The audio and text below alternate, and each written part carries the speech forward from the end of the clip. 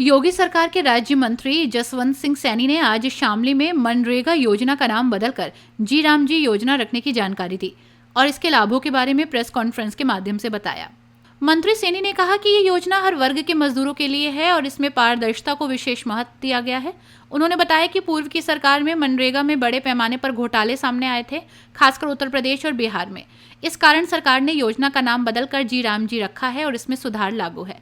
मंत्री ने कहा कि इस योजना के तहत 100 दिन के बजाय 125 दिन का रोजगार दिया जाएगा और मजदूरों को भुगतान 7 दिन के भीतर किया जाएगा। अगर भुगतान समय पर नहीं होता है तो उस पर ब्याज भी मिलेगा। उन्होंने कहा कि योजना में एआई और जीपीएस तकनीक का इस्तेमाल किया जाएगा और इसका ऑडिट साल में 2 बार किया जाएगा। जसवंत सिंह सैनी ने मीडिया से बातचीत करते हुए कहा कि योजना का नाम बदलने का उद्देश्य पारदर्शिता बढ़ाना और भ्रष्टाचार को खत्म करना है।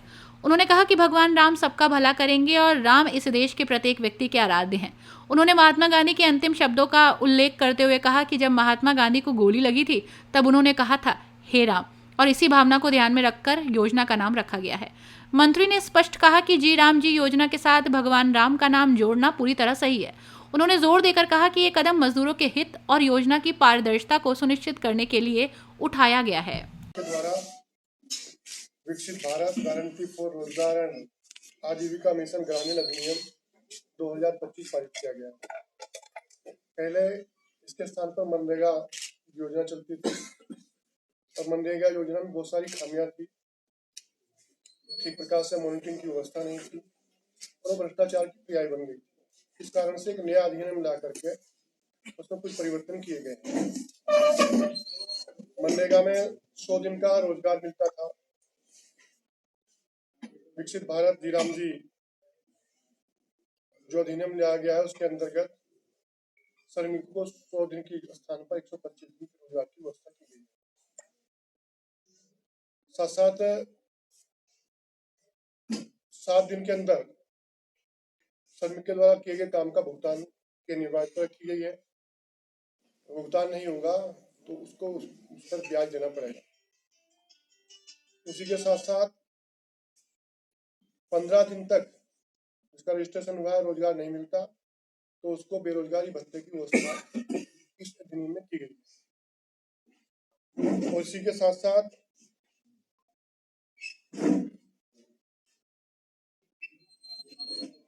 राज्यों का जो अंश है, केंद्र और राज्य का जो अंश है 60 और 40 का, उसकी पूर्ण रूप से व्यवस्था की गई।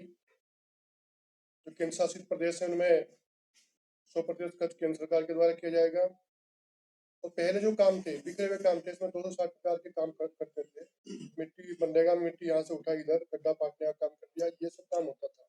कोई स्थायी निर्माण नहीं होता था। जब तक स्थायी निर्माण नहीं होगा तो तब तक एक विकसित भारत की जो संकल्पना की है, विकसित गांव होंगे, विकसित गांव से ही विकसित भारत का निर्माण होगा। और इसी के कारण से आज इस योजना को केवल 4 क्षेत्रों में समेटा गया है: जल सुरक्षा, ग्रामीण अवसंरचना, आजीविका संपत्ति, जलवायु संरक्षण।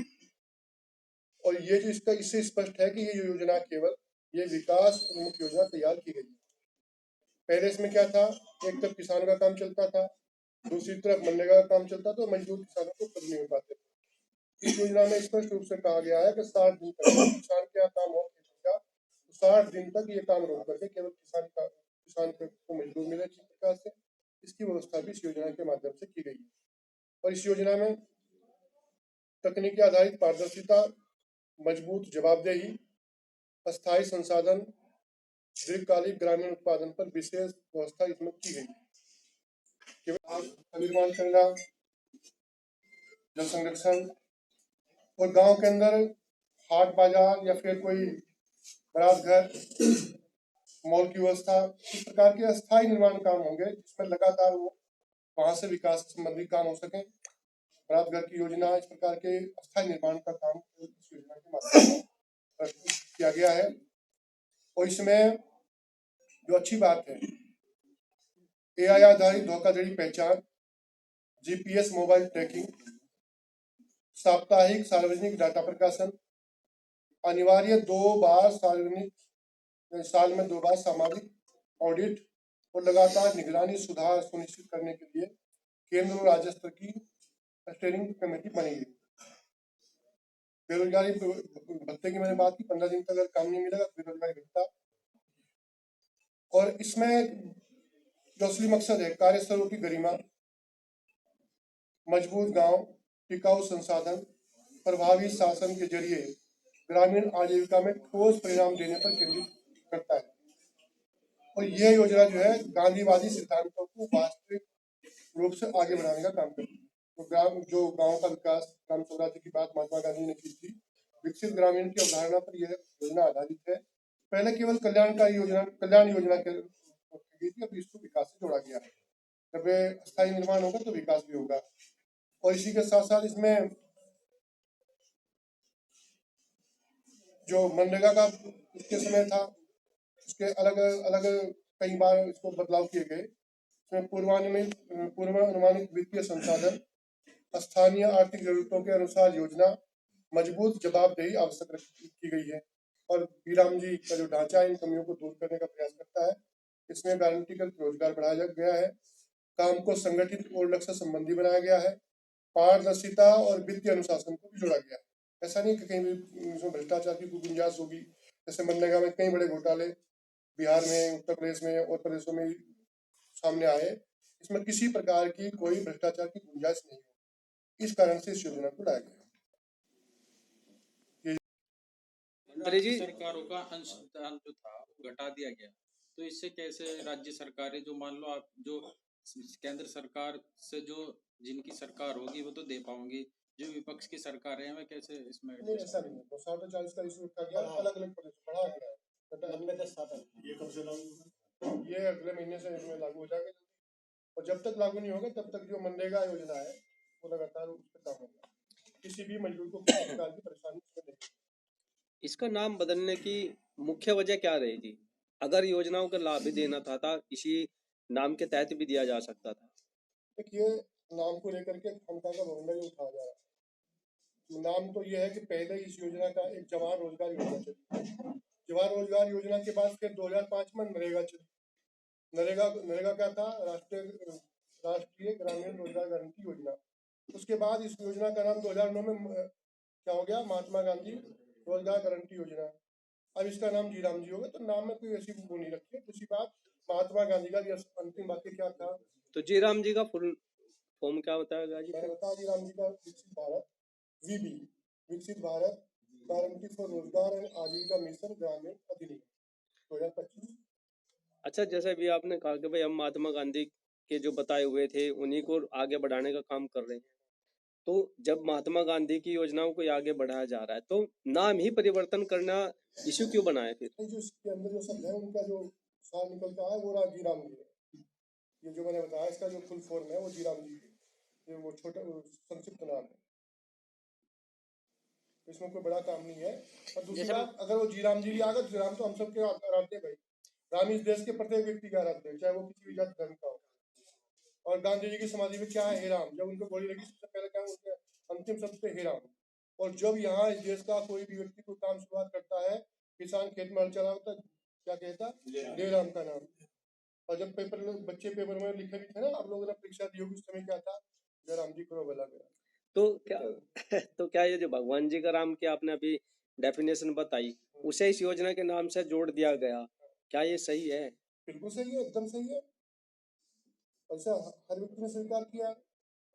और दूसरी बात, जो कमियां थी उनको कमियों को दूर किया गया, और कमियों को समय समय पर सरकार दूर करती भी है। तो इसमें ऐसी कोई चीज जो किसी मजदूर के हित में ना हो, वो जरा मुझे बताओ। 7 दिन के अंदर भुगतान की प्रक्रिया है। 7 दिन अगर भुगतान नहीं होगा तो ब्याज दे होगा। 15 दिन तक रोजगार निर्माण की व्यवस्था की गई है, जो पहले नहीं थी। पहले गड्ढा पाटने का काम था, इधर से मिट्टी उठाई, इधर कोई स्थायी निर्माण को खड़ा किया हो, जरा बताओ। इसलिए इसमें सारा केवल एक विकसित भारतीय जो संकल्पना है उसको जोड़ा गया। जीपीआरएस का आपने बात बताई, जीपीआरएस क्या है? जीपीआरएस क्या बोलते हैं, टेक्निकल व्यवस्था है। अगर सैटेलाइट व्यवस्था है, अगर आपके गांव में कोई मजदूर काम कर रहे हैं तो वो लखनऊ में बैठ करके देखा जा सकता है। समझिए, जैसे कोई गाड़ी में जीपीएस लगे, गाड़ी आपकी कलकत्ता में चली तो आप देख सकते हो। ऐसी सैटेलाइट व्यवस्था की गई है एआई के माध्यम से, इसको जोड़ा गया है। और ये सारा का सारा मनरेगा योजना में ऐसा चल रहा था कि प्रधान है तो प्रधान के करीबी लगा दिए गए, ग्रेजुएट हैं, तो क्या अगर इस योजना में भी भ्रष्टाचार मिला तो क्या सरकार ने कोई ठोस हाँ, इसके लिए कानून भी बनाए हैं इसके लिए, क्या कार्रवाई की जाएगी? पूरी व्यवस्था की गई है, पूरी व्यवस्था की गई है। इसमें कहीं पर भी कोई भ्रष्टाचार की गुंजाइश ही नहीं है। यदि फिर भी हो जाए, क्योंकि मनरेगा जब लागू की गई तब भी यही कहा गया था ना। पीएम गति शक्ति पोर्टल प्रोसेस को जोड़ा गया है। सारा का सारा जो एकदम क्लियर है, सब चीज क्लियर, जो काम करेगा उसी पैसा मिलेगा। पहले क्या था, फर्जी मस्टोल बन गए, फर्जी अंगूठे लगे, अब ऐसा नहीं होगा। हर आदमी का जो है ना, क्या फेस फेस से सब कुछ होगा। पीआई के माध्यम से इसको जोड़ा गया। इन्हीं योजनाओं में पिछली जो योजना रही, आपने कहा कि काफी भ्रष्टाचार हुआ, तो ऐसी कार्य प्रणाली पर सरकार ने क्या एक्शन लिया है? अभी उनकी जांच उनके खिलाफ कार्रवाई हुई, वो सब आप लोगों के सामने है। पूरा विषय अगर आप कहोगे मैं जानकारी बता दूंगा। कितना 10,000 करोड़ का भ्रष्टाचार घोटाला यही सी प्रदेश में हुआ था जी 2009 से पहले। जी। और इसी बिहार प्रदेश में भी घोटाला इसमें सामने आया, महाराष्ट्र में सामने आया, और इसमें पूरी एकदम पारदर्शी व्यवस्था की गई है। कहीं पर भी भ्रष्टाचार की कोई गुंजाइश इसमें नहीं है। अच्छा, पहले प्रधान के जरिए पैसे दिए जाते थे, अब क्या होगा? अब इसमें अलग से उसमें वही व्यवस्था वही रहेगी, लेकिन इसमें पारदर्शी व्यवस्था इसलिए कि सब कुछ डिजिटल कर दिया गया है। एआई पर आधारित धोखाधड़ी पहचान, जीपीएस, मोबाइल ट्रैकिंग, और हर सप्ताह में इसका डेटा प्रकाशन होगा, समझ गए। और हर सप्ताह में इसका भुगतान होगा मजदूर का। और साल में 2 बार ऑडिट होगा। जो पहले ऑडिट नहीं होता था, ऑडिट के नाम पर पैसे निकाल लिए, लेकिन ऑडिट नहीं होता था। इसमें ऑडिट की कंप्लीट व्यवस्था की गई, कानून व्यवस्था की गई। तो इसलिए कहीं पर भ्रष्टाचार की गुंजाइश नहीं, अच्छी पारदर्शी व्यवस्था, और सब लोगों को इसका प्रचार प्रसार करके इसे जन जन तक पहुंचाने का काम करना है। आपकी योजना अच्छी है, चलिए, लेकिन पारदर्शिता के रूप में मीडिया का भी एक अहम रोल रहता है। जब भी मीडिया किसी भी प्रशासनिक अधिकारी या जांच में कुछ पूछताछ करता है, तो सभी अधिकारी हाथ खड़े कर देते हैं, कहते हैं ऊपर से कोई मामला है, प्राइवेसी हम नहीं बता सकते। जबकि आप खुद कह रहे हैं कि भाई हम सार्वजनिक करेंगे तथ्य। तो ऐसे में आप मीडिया का सहारा भी चाहते हैं, लेकिन उसे एक तरफ रख देते हैं। ऐसे में क्या कहेंगे आप? नहीं, कोई अगर जानकारी मिलती है तो उस पर कार्रवाई होती है। हाँ, ऐसा अगर कोई ऐसा मामला है तो मुझे बताओ, मैं पूछ लूंगा कहाँ है दिक्कत। बहुत से विभाग में मीडिया जाता है, उसको यही कह दिया जाता है कि हम नहीं बता सकते, क्योंकि वो पब्लिक के सर्वेंट है।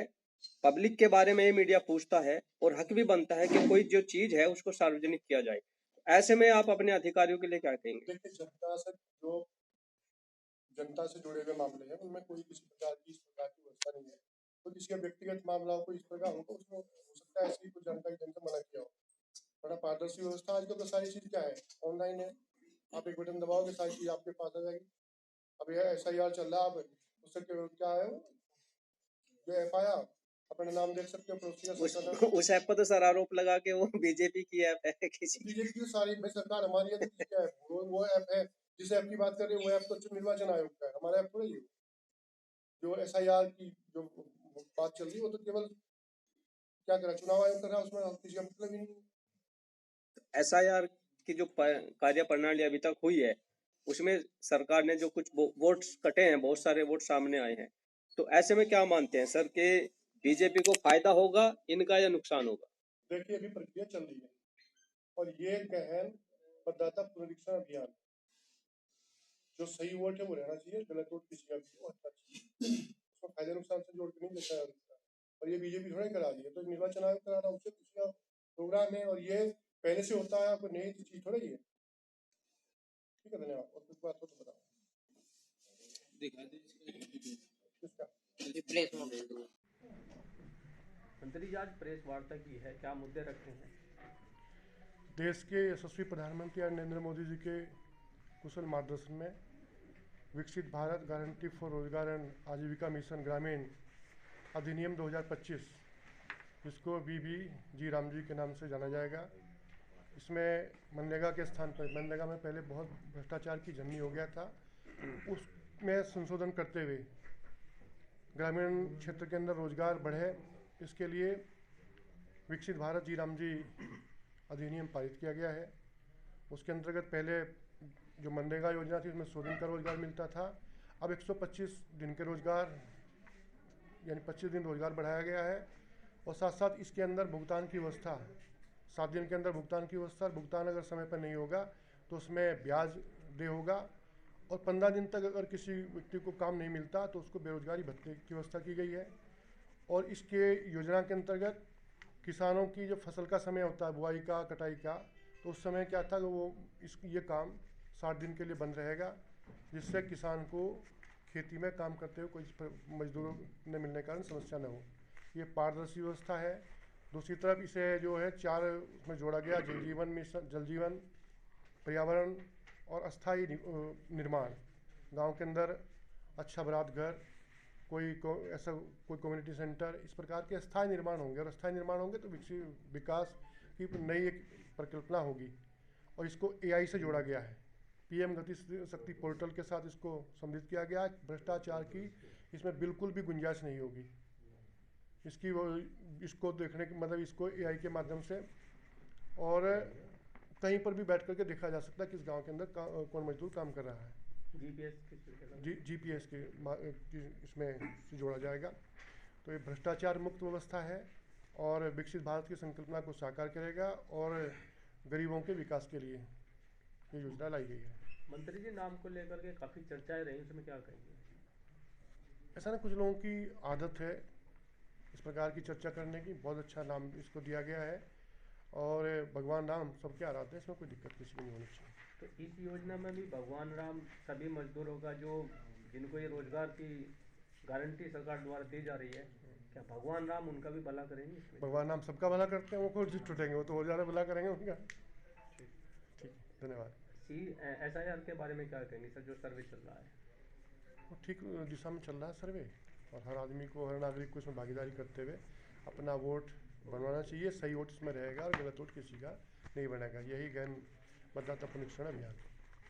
सर, सरकार का एक आदेश आया है कि जो 15 किलोमीटर मील लगा हुआ है, 15 किलोमीटर के दायरे में खांडसारी और कोल्लू और कलेसर नहीं लगाए जाएंगे, इसके लिए क्या कहना है आपका?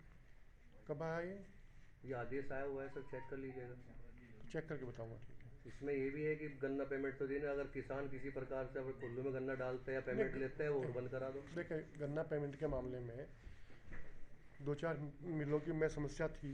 उत्तर प्रदेश में 120 मिल है, लगभग 120 के आसपास मिल है, और बहुत सारी मिल ऐसी हैं जो एडवांस पेमेंट भी कर रही हैं। 14 दिन के से पहले भुगतान करने वाली बहुत सारी मिलें हैं। शामिली की समस्या थी, उसका समाधान शायद हो ही गया।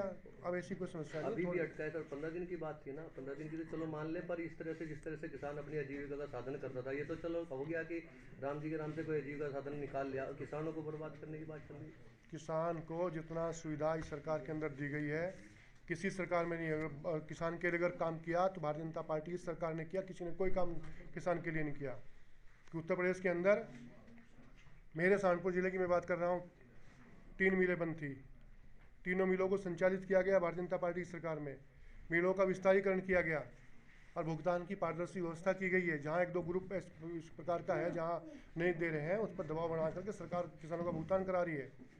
और उनकी सरकार में मेरे हिसाब से शायद 70-80 हज़ार करोड़ रुपया दिया हो गया। हमारी सरकार में लगभग 2.25 लाख करोड़ रुपये से अधिक गन्ना भुगतान पिछले 8 साल में किया है। किसानों को निःशुल्क बिजली, ये भी नहीं जानते होंगे आप लोग, किसानों को निःशुल्क बिजली 12 पे भारतीय जनता पार्टी की सरकार ने दी है। मीटर के साथ है सर, किसानों को निःशुल्क बिजली कुछ नहीं है। हाँ, निःशुल्क बिल्कुल एकदम। कहीं किसी का बिल आया तो जरा बताओ मुझे। वो जो उसके अगर बिजली का मीटर लगाया उसके लिए फ्री है? नहीं, बिना मीटर के फ्री नहीं आएगी, फ्री आपको अलग से दे फ्री है।